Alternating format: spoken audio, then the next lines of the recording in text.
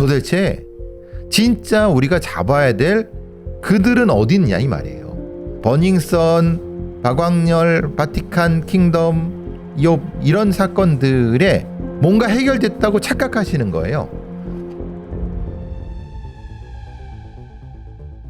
안녕하세요. 이곳은 크라임. 저는 김PD입니다. 네, 박광렬의 국내 송환으로 인해서 다시 논란이 좀 점화되고 있어서 이와 관련해서 이야기 나누기 위해서 배프로님 모셨습니다. 네, 안녕하세요. 배성훈입니다. 네, 반갑습니다. 박광렬이 이제 과거에 했던 발언, 자기가 입으려면 대한민국이 뒤집어진다라고 이야기했던 부분이 있습니다. 크라임에서는 과거 한 3편 정도 유사한 사건들을 좀 다뤘는데요. 이주훈 경관님이 수수반 사건 관련돼서 다뤘었고, 그리고 이제 버닝썬 편을 아예 이문영 기자님과 다뤘던 부분이 있었고요. 그리고 YG 한서희 씨, 그다음 버닝썬 연결의 고리 관련돼서 또 한 편 다뤘던 기억이 있습니다. 오늘 이 전반적인 그림이 어떻게 연결되는지, 이게 왜 대한민국이 뒤집어질 수도 있는 그런 송환인지에 대해서 좀 이야기 나눠보도록 하겠습니다. 2018년 11월 김상규 씨가 버닝썬 직원들에게 폭행을 당한 후 경찰이 이상한 대응을 하며 그 비밀의 문이 열렸습니다. 경찰들은 이상하게도 버닝썬을 위한 행동을 했는데 이후 승리와의 유착관계, 정준혁의 불법 촬영물 제작 유포 사건, 일명 황금폰 사건으로 점화가 됩니다. 당시 버닝썬에서 필요했던 것은 마약이었는데 이 마약을 어디에서 들여왔느냐라고 했을 때 그 소스가 아마도 바티칸 킹덤이 아니겠느냐 의심하는 것.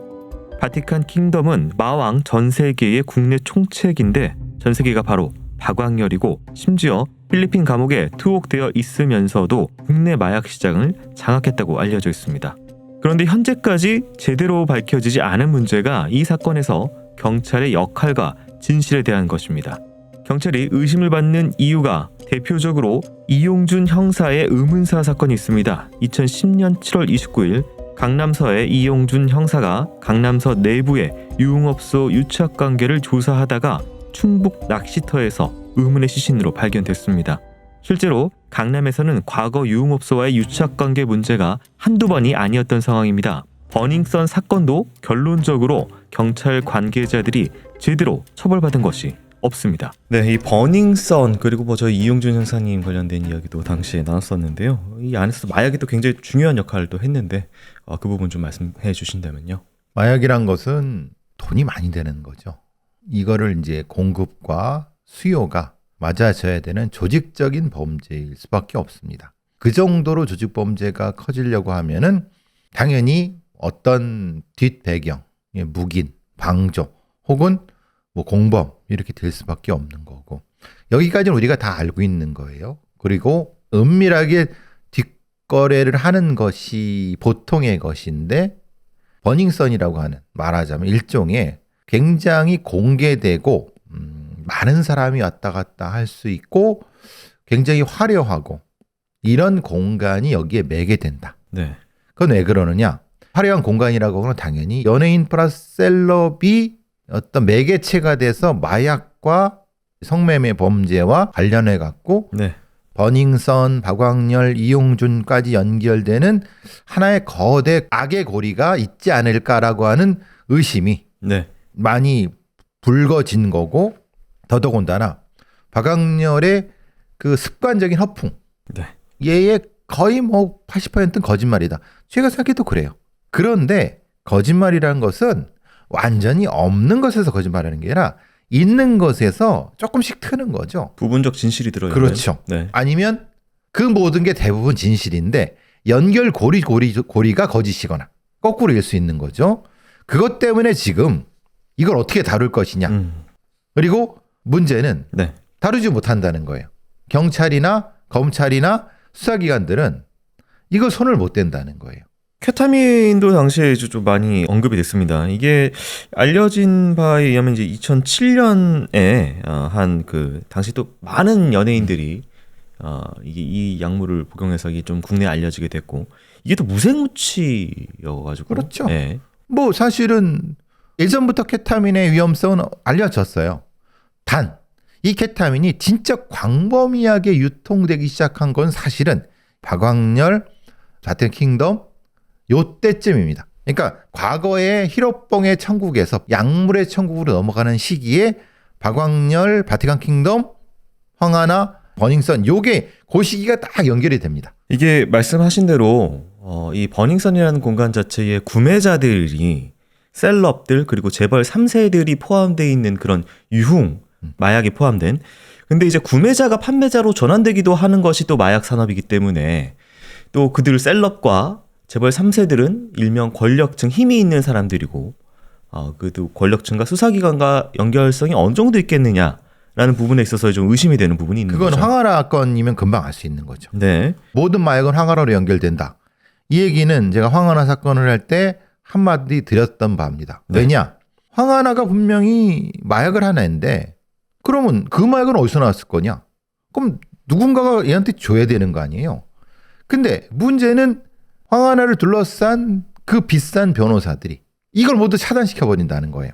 그러니까 거의 모든 약쟁이들, 뽕쟁이들이 황하나 쪽에 공급선 아니면 황하나와 연결된 어떤 얘는 안전해, 이 라인은. 그렇죠. 네. 그렇게 되면은 수사가 더 이상 진전이 안 된다.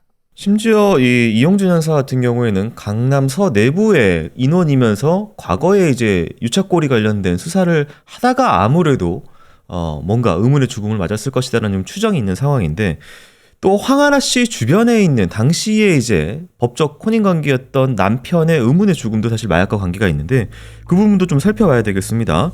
당시 황하나, 모델 엄상미 등이 바티칸 킹덤에게 케타민 등을 공급받아 투약했고 2020년 황하나의 남편이 마약과 관련하여 의문의 죽음을 맞았습니다. 이에 대해선 지금도 명확히 밝혀진 바가 없습니다. 경찰 수사가 진행이 잘 안 된 것도 있지만 황하나가 적색 수배자가 되어 캄보디아에 숨어있기 때문이었습니다. 그러다가 작년 캄보디아 범죄의 단지가 큰 논란이 됩니다. 이 때문에 캄보디아에 몸을 숨기고 있던 황하나가 이슈가 됩니다.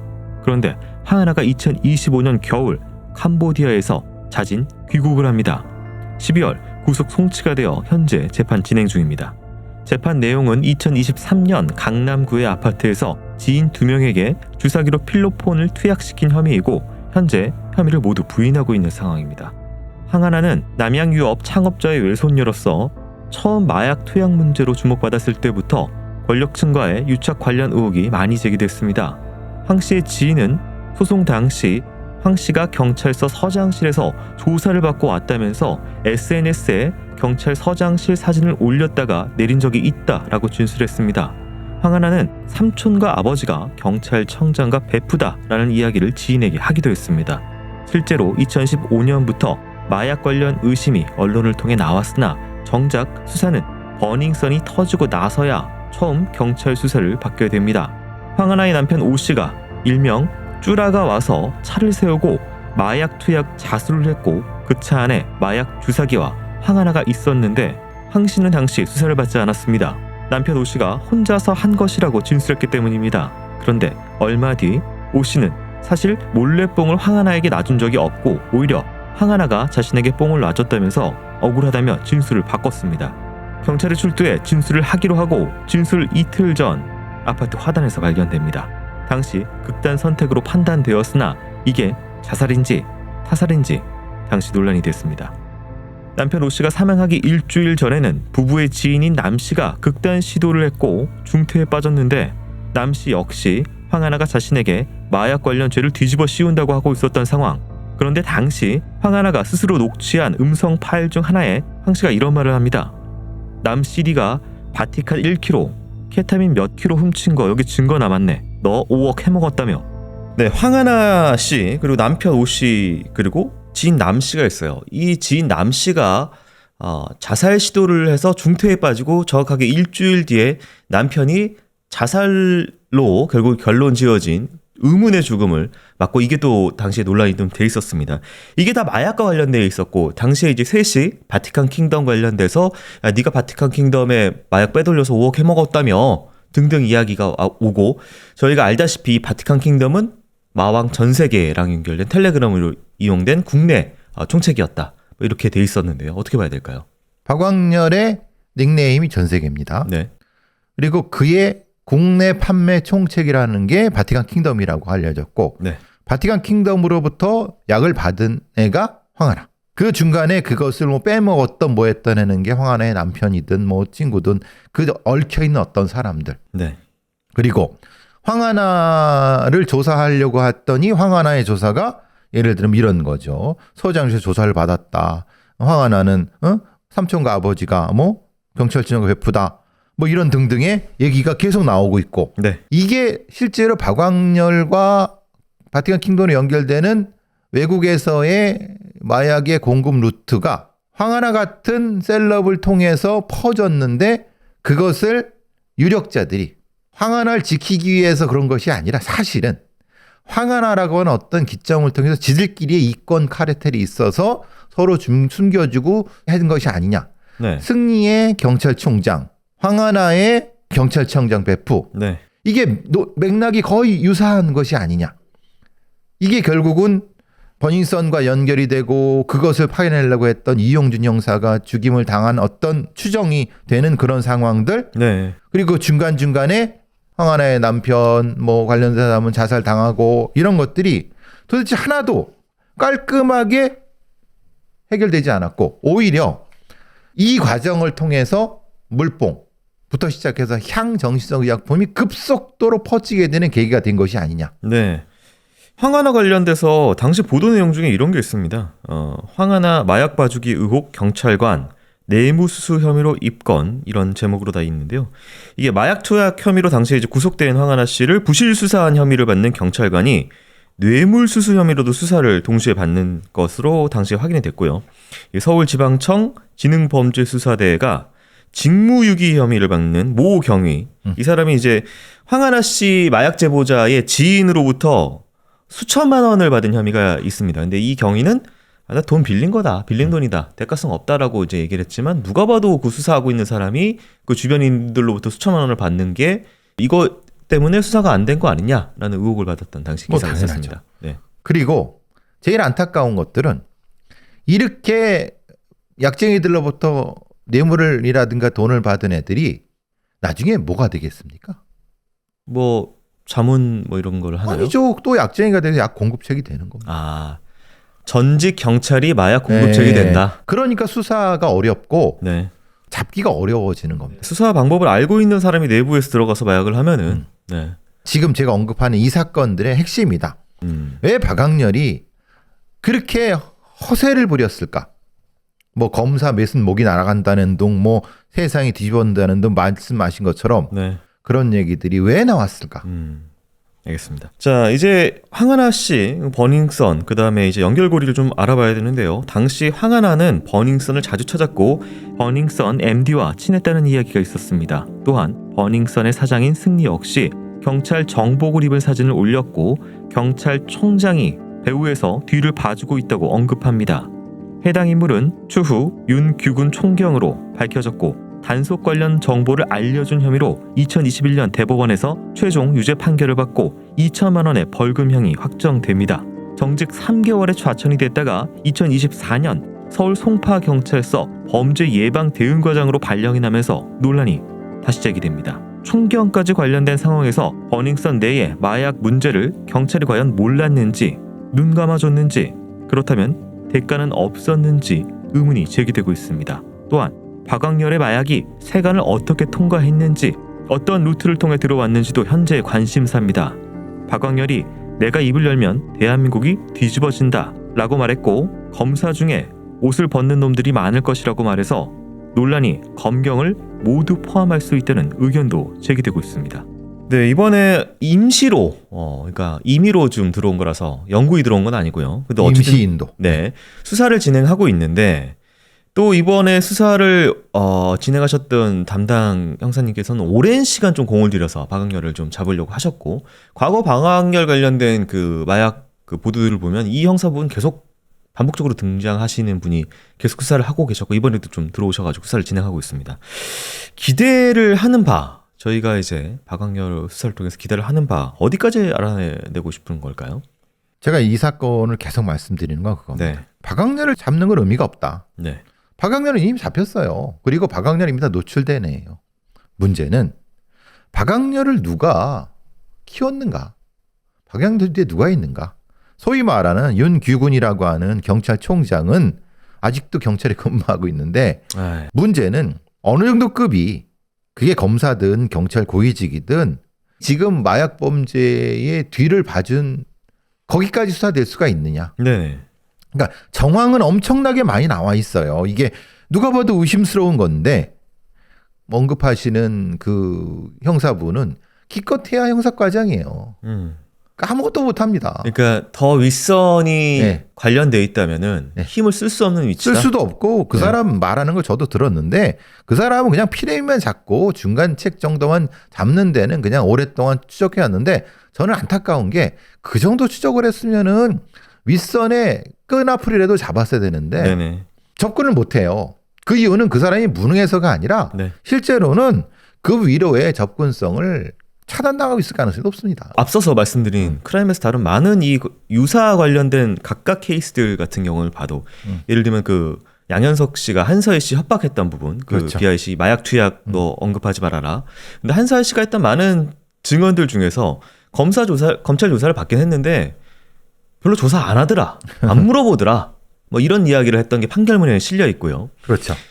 그러니까 이게 수사를 안 하면은 결국 밝힐 수가 없는 것인데 당사자들이 그렇죠. 안 했던 정황들이 많이 있고 버닝썬 역시 처벌받은 그 마약 관련돼서 처벌받은 경찰이 아무도 없는 상황입니다. 그렇게 결론 내려졌고요. 그렇죠. 네. 승리의 린사모는 지금 추적하고 있습니까? 어느 순간 뭐 사라졌죠. 사라져버렸죠. 네. 승리는 그 캄보디아나 이런 데 가다 놀다가 여론이 나빠지면 들어가서 또 있다 또 나가 그래요. 황하나는 캄보디아에 있다가 잡혀온 거예요. 네. 그것도 잡혀왔다기보다는 어거지로 캄보디아에서 내준 거죠. 한국에서 여론이 안 좋으니까. 그럼 도대체 진짜 우리가 잡아야 될 그들은 어디 있냐 이 말이에요. 이게 지금 우리가 잘못 알고 있는 게 그게요. 네. 버닝썬, 박광렬, 바티칸 킹덤, 이런 사건들에 뭔가 해결됐다고 착각하시는 거예요. 저는 진행형이 많이 아니라 네. 문도 못 찾았다고 생각해요, 저는. 그러니까 문제라는 거예요. 그러니까 그 자신감이 지금 이번에 박광렬이 변호사를 대동하지 않고 조사를 받고 있다라는 이야기가 있습니다. 그렇죠. 네. 변호사를 대동할 이유가 없죠. 왜냐하면 조사하는 사람들이 더 무서워할 테니까. 얘기가 어디로 터질지 모르니까. 그러니까 굳이 지금 변호사가 필요 없는 그렇죠. 그런 그림인가요? 그렇죠. 변호사가 필요 없죠. 그래서 박광렬이 얘기하는 게 뭐 더 얘기할 게 없다. 이런 얘기를 계속하는 거잖아요. 네. 그러니까 저는 사실 박광렬부터 시작하면 안 된다고 생각해요. 이 수사는. 제가 말씀드린 여러 가지 사건들에서 의심이 가는데 빠져나간 몇몇이 있어요. 최소한 서너 명이. 네. 그들의 연결고리만 찾으면 돼요. 사실은 되게 어려운 게 아니에요. 네. 안 하려고 하니까 안 되고 있는 거지. 실제로는. 누구도 손을 못 대고 있잖아요. 근데 지금 사실 교수님께서 늘 말씀해 주신 마약에서는 상선을 잡는 게 중요하다고 말씀해 주셨는데 그 부분이 지금 해소를 안 하고 어쨌든 이게 어디까지 얽혀 있는지는 모르지만 보이는 것만 일단 언론에서 달래기용으로 잡아서 처리하는 것만 보여주다 보니까 어느새 지금 2026년 대한민국은 마약이 마약 천국. 일상화된 국가가 돼버렸어요. 박광렬의 핵심은 그거예요. 우리가 지금 던지기. 네. 그리고 소위 말하는 향정이라고 케타민 같은 거. 그리고 이런 방식의 마약의 확산은 박광렬이 굉장히 역할을 많이 했어요. 박광렬이 중요하다는 건 마약 공급의 핵심적인 어떤 메커니즘을 만들어 놓은 놈이거든요. 네. 문제는 근데 그것은 결과이고 누가 그것에 이 박광렬이 커지는데 역할을 했는가. 그걸 잡는 게 중요하다는 거예요. 네. 그러니까 박광렬이 무슨 뭐 신도 아니고 수산업자고 뭔가 이제 공급과 이 라인이 있기 때문에 거기가 자기가 올라타가지고 이 그렇죠. 사업을 벌였을 네. 텐데 예. 그 라인이 도대체 라인을 찾는 게 중요한 거예요. 근데 그 라인은 사실은 버닝썬 사태라든가 이용준 사건이라든가 사실 황하나 사건이라든가 그 외에 몇몇 사건들 속에서 네. 이미 언론에 다 나왔어요. 누구. 최소한 5 정도는. 그들만 제대로 수사했으면은 여기까지 오지 않았죠. 그렇다면 지금 현재 경찰이 수사를 진행을 하고 있고 경기 북부청인가요? 네, 수사를 하고 있고 그리고 이제 많은 분들께서 적어도 지금 거기 필리핀에서 받은 형량보다 높게 나와야지 우리가 안 넘길 뭐 명분이 된다 등등 여러 가지 이야기가 나오고 있는데 향후 어떻게 보실까요? 글쎄요. 흔히 말하는 어차피 지금은 살인죄가 아니에요. 마약류 관리법 위반이에요. 근데 그 필리핀에 60년형 이상이 나올까요? 솔직히 대한민국에서 마약으로는 네. 그렇게 높은 형량은 힘들죠. 그렇죠. 네. 그러면은 명분이 없어요. 그러니까 사실 저는 계속 말씀드리는 게 미국처럼 DEA 같이 전문 마약 수사 조직이 있어야 된다. 실제로 지금의 조직으로는 안 된다는 건 다 알고 있는데 네. 그냥 지금 계속 반복하는 거예요. 그러니까 이게 사이다가 아니었군요. 박광렬이 들어온 게 사이다가 아니고 지금 이제 고구마가 정말 답답하게 있다라는 것을 다시 한번 좀 확인해주는 그런 사건이고, 지금 언론에서 지금 비춰지고 있는 일면이 아니라 지금 저희가 이제 이 시간을 통해서 어떻게 연결이 되어 있고 어디까지 연결이 돼 있을 것으로 추측이 되는지를 좀 살펴봤습니다. 이 해소는 굉장히 중요해 보이고요. 왜냐면은 지금 날이 갈수록 심해지고 뭐 초등학생들한테 뭐 마약을 먹이고 있고 뭐 이런 보도도 나오고 있는 상황이기 때문에요. 대한민국의 미래가 좀 달려있는 굉장히 중대한 문제이고 많은 분들께서 지대한 관심을 계속 가져주셔야 될 그런 사건이겠습니다. 어쨌든 수사는 어떻게 나오는지 끝까지 저희가 좀 지켜볼 것이고요. 결과 나오는 대로 또 팔로우업 해가지고 저희가 또 다뤄볼 수 있으면 다뤄보도록 하겠습니다. 그래서 오늘도 좋은 말씀 감사합니다. 고맙습니다.